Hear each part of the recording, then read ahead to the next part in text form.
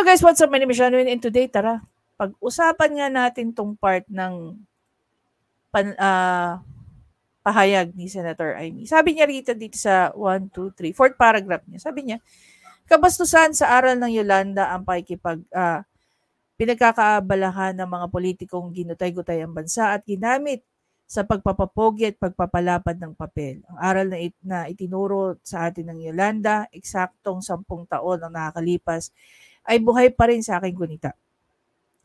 Na walang dilubyo ang kayang lumunod sa lakas ng Pilipinong mulat at gising. Igalang sana natin ang libu-libong namatay sa sakunang iyan. Alalahanin natin ang nagkakaisang umahon sa atin ang dilubyong yan. Dilubyong naglugmok sa atin, ang dilubyong naglumok din sa atin kapag kukonsintihin natin ang nais sumira sa ating mga nasimulang pagkatapos ng pagsubok na yan. Okay. So, sino kaya ang kanyang tinutumbok dito o pinaparinggan or what? No? Or nire-refer to? Bigyan ko kayo ng one good example. This one. Yan. Sabi ni Teen Og Party List. Hindi ko alam kung hindi ko na alam. Mukha Teen Og ang alam kong ano dito is yung asawa ni Martin Romualdez. Pero ayan. So ito yung picture. Nice. Punta muna tayo dito sa dulo. Toink. Post to guys ni KLC na yun. Crisetlon. Follow niyo po siya guys. Nakakatuwa siya. Ayun nga dito sa nag-comment, Daryl Anthony Veloso, compare mo edit sa original photo. Grabe ka OA edit. Kita mo naman na original chill pala. Hanep yan. Ito may tsura. Galing talaga ng graphic artist ni Martin Romualdez. Ay. Ito mga tao walang pakialam sa kanya. Temo. Yung mga tao walang pakialam sa kanya dito. Iba talaga nagagawa pagka may pera ka, no? Nakaka-hire ka ng magaling na graphic artist. Okay, basahin natin guys dito yung yung sinabi ni KLC. Sabi niya rito, fact, wala si Martin Romualdez sa Pilipinas before, during, and immediately after the Yolanda. So, alam ko na saan siya exactly sino kasama niya at ano ang sinabi niya when sinabi ng kasama niya sa kanya na, isn't your province going to be battered by a typhoon? But I cannot divulge because that person will be pahamak. In January 2014, 2 months after Yolanda, I went home to Leyte personally to do relief efforts. Habang ubusan ng gasolina, habang walang pagkain ng mga tao, when the debris was still there, was still on the side of the road, and the people were still discovering dead bodies, I saw some of the cars going around, empty, blaring his jingle with the tarp of his face, such a bad taste. Baka namigay ng relief pero kailangan may mukha at jingle niyan. Remember, this was a time that gasoline was still in very short supply. Yolanda kickstarted my intense dislike and disrespect for this trapo, which I've been telling you for years and which nobody really understood. Akala nyo I hate Martin because I'm an anti-Marcos, I'm an anti-Martin, I'm more than I'll ever be an anti-BBM. Diyos ko, ni 0.00001% ng galit ko kay Martin. Never kong na-feel kay PBBM. Kaya wag nyo nang magamit-gamit na anti-Marcoses lang ang ayaw sa kanya. True. And over the years, he has proven me right. Even PGMA tries niyang trinaydor. Hello, mentor niya yan. Even then, I already knew of his grand designs. Again, para sa mga confused, Alfred Romualdez is the mayor of Tacloban City na sinabihan ni Mar Rojas, you are a Romualdez and the president is an Aquino. He is the cousin of Martin. Itong si Martin ang nagsabing Mar Rojas did his honest best and rest his life. Ganyan kagarapal yan. Diba? So, I remember another post na nakita ko rito at tinagpa ni Direk Daryl si Senator Amy saying that, diba, pinsan din 'di ba pinsan ni Apo Lakay si FBR at Trinidor din siya. Okay? Another post coming from KLC. Sabi niya rito, Martin was not there. Okay, dun sa kausap niya, yung kausap niya. Alfred and Texan were all there all the time. We were the only radio stations who served the Taclobanons. The world was there, ITL and national media to get to the news out of the Taclobans. The only one there to talk to the affected community. Sure, kahit pangit ako kasi walang ligo, I just arrived in Tacloban to commemorate with the Taclobanans. Teka, we'll share a video made by VOA para you can understand what we did. Ayan. Ito yung mga ano nila. So, parang naggawa lang din sila rito ng makeshift na station just to give other people outside of Tacloban yung mga updates. Ito yung nakakatawa. Dito guys, makikita mo yung yung kasinungalingan na pinapalabas ng mga supporter ng mga ibang politiko. Ito ay nanggagaling na po sa post ni Direk Daryl Yap. So ayon dito, ayon sa nag-comment, Speaker Martin Romualdez stayed in Tacloban with the people during the devastation. That was Typhoon Yolanda. Your heroism will never be forgotten, sir. So even before natin basahin to, tingnan natin mismo yung sinabi ni Rappler. Communication lines were down, making the station worse. Representative Romualdez, who is in Manila, said he was in touch with local officials until 7:30 a.m. when the lines cut off. So makikita mo yung difference, no? Sinasabi rito ng supporter ni Martin Romualdez na siya daw ay naandun with the people during the devastation. Kung nandyan si Martin Romualdez, bakit sinasabi ni Rappler dito, who is in Manila? Making the situation worse, Representative Romualdez, who is in Manila, said that he was in touch with the local officials until 7:30 a.m. when the lines were cut off. So, sino nagsisinungaling sa dalawa? Titingnan natin. Ayon dito, sa taong to, na nagsabi nito, si Martin Romualdez daw ay naandun. Sinasabi ni Rappler na wala siya doon. Sinasabi rin ni KLC dito na wala siya doon. So, dalawa na ang nagsasabing wala siya doon. Si Rappler, si KLC. Tingnan naman natin itong post ni Direk Daryl. This is coming from Direk Daryl. Sabi niya rito, bakit hindi po natin iklaro ang nangyari sa Yolanda? Bakit hindi niyo po ikwento na nung dumating ang Davao Disaster Brigade kasama si PRRD si PRRD ay umiyak si Tatay Digong at nagsasabi pang nasa ng Diyos dito ay bakit pinayagan niyang mangyari ito? Naalala mo ba? Yan, Sen, nakatingin lahat ng tao doon. Nagtitingin ng lahat ng tao doon. Doon din po sa mission na yan ay tinanong kayo ng kasamahan. Okay. Kayo ng kasamahan ko, nasaan po si Martin Romualdez? Bakit si Alfred Romualdez lang ang nandun? Hindi ka po sumagot, Senator. Bakit hahanapin si Martin Romualdez kung nandun siya? Diba?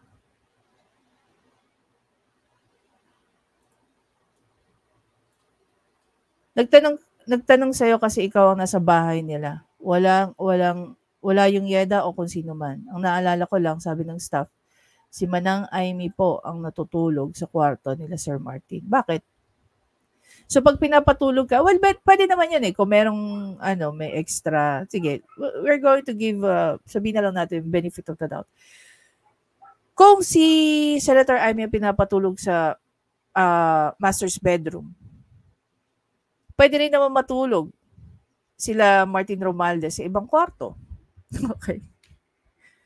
For sure yan. Diyos ko, Martin Romualdez, imposibleng isa lang kwarto niyan. I doubt it. Now, punta tayo dito.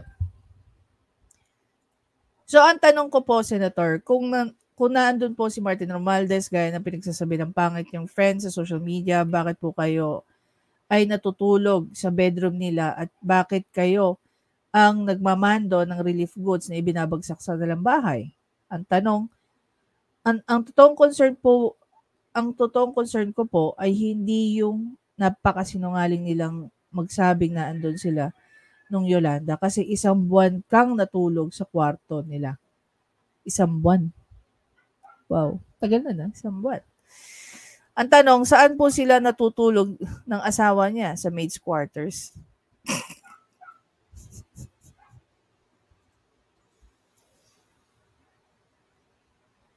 Diba? Actually, even itong link na to, CNN pero wala na siya. Wala na yung article. Your article is being updated and not found. Please refresh for a moment. So, kung makikita nyo dito, kinover to ng mga international press.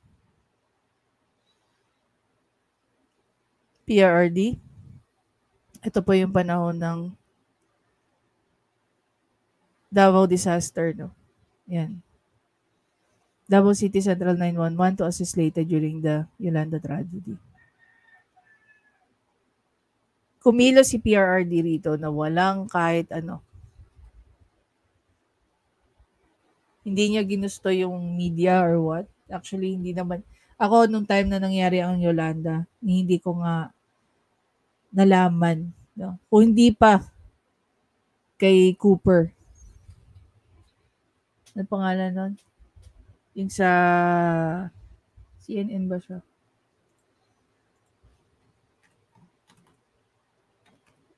Hanapin natin. Even yung sino ba yun? Si Casey Neistat. Actually, doon ko nakita si ano. Yun, si Anderson Cooper ng CNN. CNN Anderson Cooper, I remember Super Typhoon Yolanda. There were so many people in need and so many people waiting for help. Naalala niyo rin ba na nag-aaway itong dalawa at saka si Corina Sanchez? Dahil may sinabi si Anderson Cooper, then pinasinungalingan yun ni Corina Sanchez. Nag-end up na, I think, na-suspend, if I'm not mistaken, na-suspend yan si Corina Sanchez. Eventually, parang umalis na lang din siya ng ABS-CBN. I'm not 100% sure kung nag-root yun doon sa issue ng Yolanda coverage na pinagtatanggol ni what's the name of that, ni Corina Sanchez, ang kanyang asawa. Yun na naman kung sino yung asawa niya, di ba? Si, tawag dito, si Marojas. Anyway, alam niyo guys, no? If babalikan nga natin tong sinabi ni Senator Amy. Flash natin yan. Ako personally, I really hate, no? I really dislike, I really hate politicians na ginagamit ang ating mga kababayan. Paulit-ulit ko na rin to guys na sinasabi sa inyo. I personally did not practice social work because nag-aaral pa lang ako, nakita ko na yung corruption sa loob ng DSWD. Okay? And sabi ko, I really don't want to be part of this system. Ayokong, wala naman akong political ambition, wala naman akong kahit anong tawag dito. Hindi ko rin gugustuhin na magtrabaho sa isang ahensya ng gobyerno na ako hindi makakain na maayos. Dahil naiisip ko na yung perang pinanggagalingan ng kinakain ko, possible na nanggaling pa sa isang corrupt act. Nabubuhay po ako sa prinsipyo. No. Di bali na kumain ako ng tuyo, bulad, mag-ulam lang ako ng what do you call that? Ng gatas na magdildil ng asin. Importante sa akin, malinis ang aking konsensya. Na wala akong inapakan tao. Walang na-oppress sa aking ginawa. Bagkos, mas gustuhin ko pa na may mga tao na patuloy na na-enjoy ang kanilang buhay. Dahil sa natulungan natin sila, nabigyan natin sila ng pag-asa at kung ano-ano pa man. I mean, this is all drama. But the thing is, sa nakikita natin ngayon sa mga politicians natin, guys, nasa 2023 pa lang tayo. We're not even close to 2025 for the midterm election. And this is how things are. Diba? Ito yung nakikita natin. Using Romualdez as an example, imagine mo, no? To show this kind of drama, hindi ba nakakatawa? Sa background mo, people don't give a damn about you. Local people don't give a damn about you. And the way you show other people, ito ka. Diba? Ang laki ng difference. Baka yung mga taga-Tacloban, pinagtatawanan na lang tayo kung maniniwala tayo sa mga ganitong klaseng drama. Tapos, yung mga sistema ng mga politiko natin, pag tayo, na-fact check natin sila, tinitingnan natin mga pinagagawa nila, sinisita natin sila, criticize natin yung ginagawa nila. Ang benta nila, gagawa sila ng mga paraan para patahimikin tayo. Diba? Gaya ng mga journalists ng broadcasters.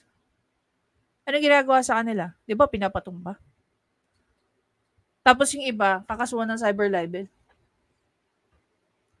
Ayaw ng mga politiko what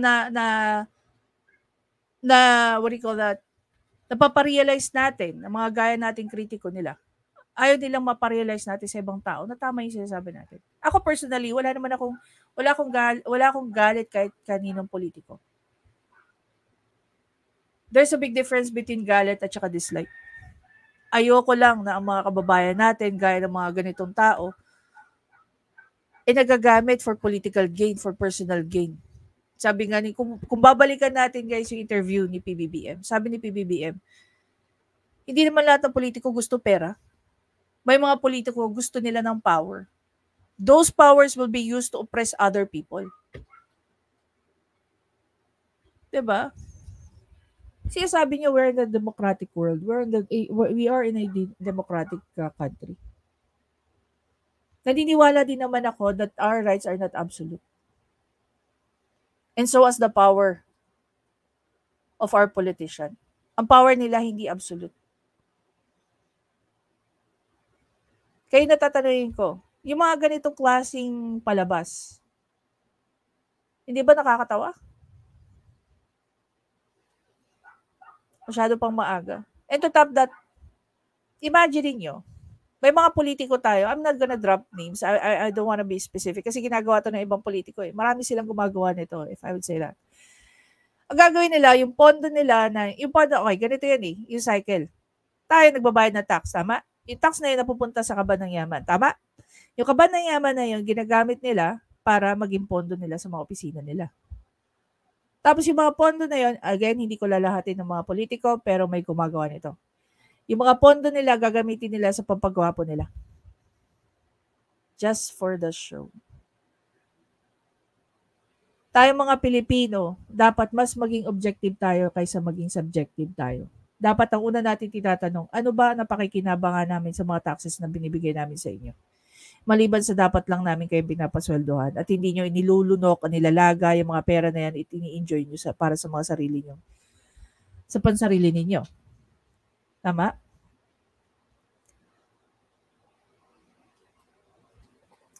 Kaya tanungin ko, di ba kayo naawa sa mga kababayan natin? Tax exempt man sila dahil sa trade law. Pero nagbabayad lahat ng binibili nila, gaya ng kahit ano man, okay, mapakendi pa yan, lahat yan may tax. May EVA time binabayaran. Sa mga jeepney driver natin na nagmamaneho, araw-araw. Hindi niyo ba alam na tuwing nagpapagas kayo, nagbabayad kayo ng tax? Kayo ba naisip niyo? Na parte ng kinikita niyo napupunta sa gobyerno? Tapos makikita mo lang, ito yung mga pinagagawa. Siguro one of the things talaga na hindi ko makakalimutan about the Yolanda is nung sinabi ni PBBM na utos daw sa taas na asikasuhin na lang. Wag nang itigil na yung rescue operation. Kaya naniniwala si PBBM, more than 6,000 ang namatay. Tingnan mo nga yung isang in-interview na Yolanda. Ilang taon na lumipas, guys? 10 years na. 10 years na ang lumipas, hindi na-recover o hindi nakuha. Hindi nahanap yung bangkay ng mag-ina niya. Yung palang statement na yun eh, nagaling dun sa Yolanda victim. Paniniwalaan mo na yung sinabi ni PBBM. Pinatigil daw ng administrasyon ang rescue operation. Kaya hindi ka na magugulat kung more than 6,000 ang namatay. Si PBBM pa lang nagsabi na. Paano pa kaya yung mga tao sa Yolanda? Ako mag-agree ako. We should move on. Yes, we should move on. But we should never forget the learnings ng Yolanda. Ano ang pinakamalaking learnings ng Yolanda? Na hindi lahat ng politiko ay handang tumulong sa atin sa panahon ng ganitong sakuna. Yung iba, puro palabas lang. And after 10 years, congressman nyo pa rin, si Martin Romualdez. Parang ibig sabihin tuloy, yung mga tao dyan sa lugar na yan, walang natutunan sa aral ng Yolanda. Diba? Anyway guys, again, maraming salamat sa mga nanonood. Please don't forget to subscribe, like, and comment and comment. Share nyo na rin guys yung thoughts nyo. Diba? Yung the way ko bang na-observe yung mga ginagawa ng mga politiko natin is the same observation ba na nakikita nyo? Otherwise, kung meron kakaiba, let me know, share your thoughts. Thank you so much guys and enjoy the day.